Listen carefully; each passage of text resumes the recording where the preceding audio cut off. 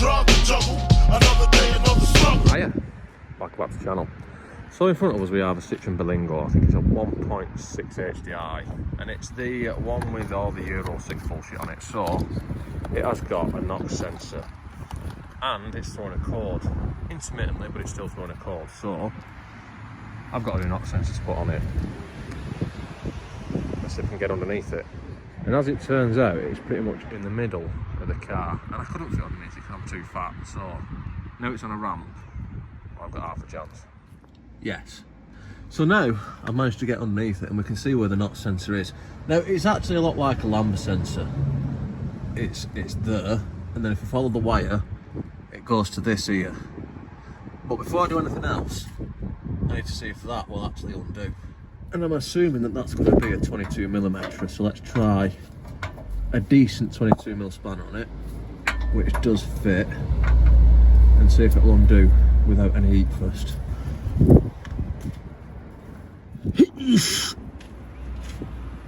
Nah. So that seems to be unnecessarily tight, so I've got some map gas. Let's see if that helps us. Yeah. Nope. So as you can see, we are now in a different position, and that is because now we're on a few days later, because that didn't work. And then I took it to an exhaust place and put some oxyacetylene on it, and that didn't work neither. It moved a bit and then got stuck, so it's going to knacker the threads up. So anyway, a few days later, and I've got a tap, so if it galls the threads, hopefully I can get it out and then just run that through it.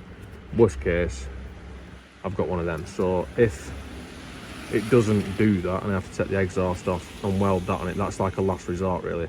And it's M20 by 1.5 the thread, just in case anyone's wondering. So now I'm going to try and just get it out. Even if it fucks it up, I'm going to have to get it out. So let's just do that. Yes. So it seems that leaving it for a few days has actually helped. So I'm hoping I can spray a bit of WD-40 into it and keep working it backwards and forwards, then it might come out, but it seems to have gone very tight again.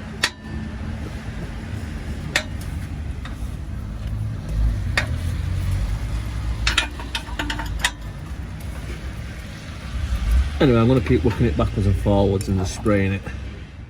And this method does actually seem to be working. So what I'm doing is I'm going backwards and forwards, undoing it until it goes tight, and then just yanking on it a bit until it goes a bit further. Then I'm going backwards again, spraying it, and then doing the same again. And every time I do it, I get a little bit further. Yes. And looking at them threads, that is our problem. So now we can see that is free. I've unupped the wire from these little clips as well, just to get it out of the way, because I need to clean that thread up. So I've got this thread chaser, which I need to make sure it's straight, but I need to screw that into there, and I should clean them threads out hopefully. I don't have to weld that bung on. And obviously make sure that this isn't cross threaded.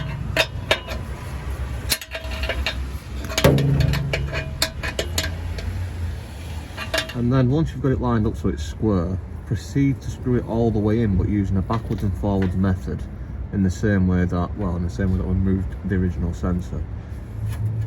And then now that should be okay to accept the new sensor once I remove this.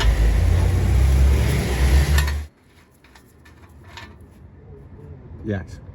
So now hopefully that thread's good enough to take the new sensor, and I don't have to struggle installing this thing. When you're not needed anymore. But before I can find out, I need to proceed with removing this. So I think that I'll just squeeze that to remove that plug. It feels like it's just squeezed into, yes. And let's get rid of all this crap as well. First, this 10mm nut. Yes. And then when you've undone that, it pretty much just falls off. You've got like a threaded piece here, which you just have to fiddle with that a little bit to slide it off it. And then there's another clip there which just sort of pulled off in my case. I did film it, but I did that thing where I'd filmed the bit that I didn't want to show and not filmed the bit I did want to show by pressing the button at the wrong time. So, professional YouTuber as ever.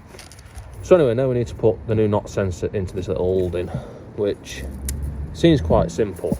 We've got 2 little pips which we need to squeeze in and then pull that out of there. Same with that one. Be easy with pliers, but I can't bother going getting the pliers. And that's clipped into there, and then that's it. And then the new one fits in the same way, I can only assume. I'm not sort of sexual manner like that. And now we're ready to get back underneath it. Now I've put that protective Johnny back on there just so it don't get damaged while I'm putting this on, but you can just put this straight on first. Hold on, try again. You can just put this straight back on. You don't have to worry about twisting that, because I'll show you in a minute why. But let's just put this on for now. Yes. Now like I said, this just pushes on. There's just a clip there that pushes on, and then this clip, this plug, sorry, should just push in. And then that cover goes over there. So now we're ready to put this in, and hopefully it does actually go in. So let's take that Johnny back off it. And the reason you don't have to worry about the wire twisting is because that's actually freewheeling around the sensor. So I'll